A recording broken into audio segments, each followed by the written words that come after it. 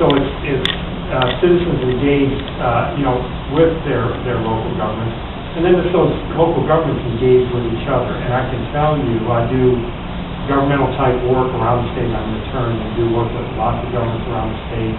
And this Northern Kentucky community is the envy of the state in its ability, and really that holds true across the river too, of the ability of this community to come together, focus on a project, and get something done. And we think, at least I think, I can only speak for myself, I think, that this project brings this cooperative effort to a new level.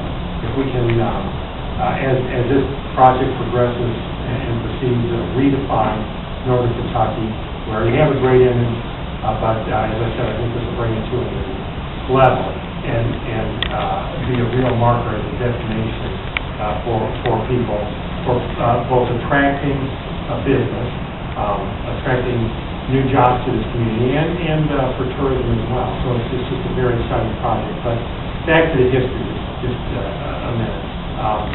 SoBank actually started when the convention center was built. People may not recall that, but there's a thought that we needed some development to support conventions and came to the new convention center. It evolved into a more a larger vision than just being around the convention center. And then we had cooperation with the cities of Newport, Bellevue, Covington originally, and we've added Dayton, Fort Thomas, and Ludlow as well. But that expanded so that SoBank's focus was from 5th Street north to the river.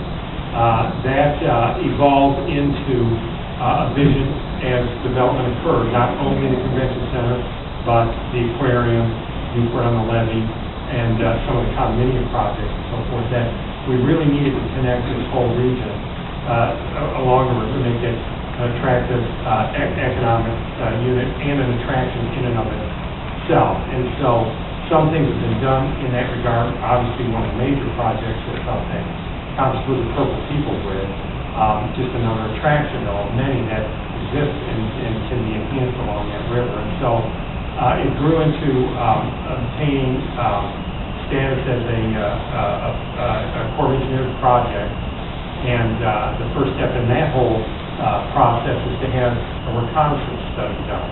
That was completed, I believe, in 2009. We may have some people in this room that were engaged, that attended a public hearing that was held for the reconnaissance study.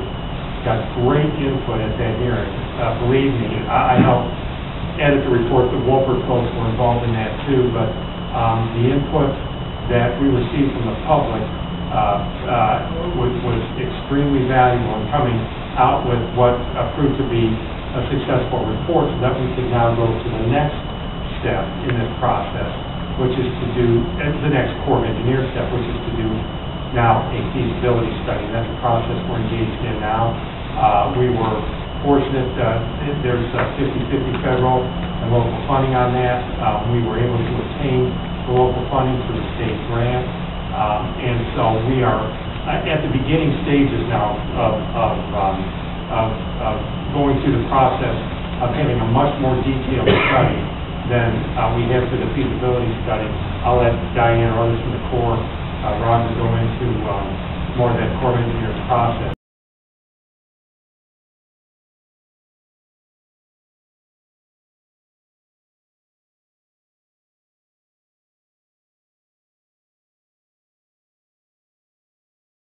Go from the Combs Hill Bridge on the east to the Bromley-Ludlow line on the west, 11.5 miles. We've seen all sorts of numbers. The number that was in the paper today is the number that I gave them. It was an $80 million figure. Do I know for sure that that's correct? No, because it will be built incrementally. So we'll put this project in place, and it'll cost this amount of money, and it'll put another project in place, and it'll cost that amount of money. Some of it will be handled by private developers. For instance, we have the Ovation project in Newport that's a pretty exciting project. They're excited about the trail because it makes their development enhanced dramatically. The same thing is true in the city of Dayton, because Dayton has Manhattan Harbor that they're going to do in 3 phases. We've already shared with the Manhattan Harbor people design guidelines that some of you have here tonight, because we want the trail to have some commonalities, but we also want to have our cities and our developers to be able to put their own personality into the trail. So we don't want everything to be in lockstep, but there are some commonalities so that you know if you're on the trail in Dayton, that you'll be on the same trail when you get to Ludlow. So it's a fine line that we walk there without being too restrictive, but we feel like we have to be restrictive enough to protect the cities with the design guidelines, and at the same time be liberal enough so that developers can put their own personality into the projects, and they will in fact invest millions and millions of dollars into their development, and at the same time build a piece of trail that goes in front of their particular facility. So we'll have some private dollars involved, we'll have some federal dollars involved, we'll have state dollars involved, and we'll have local dollars involved. And Diane's going to talk a little bit about the match process as we go along.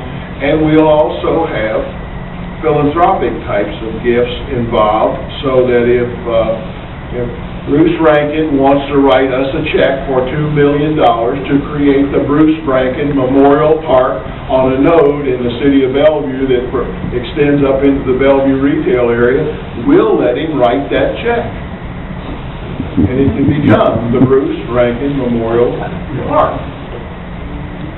Now, he hasn't brought out his checkbook yet, but I know it's coming. I'm going to stop there. You can read those just the same as I can, and because I want to get to the important part of the program, and that is to hear from Diane Perkins from the Corps of Engineers.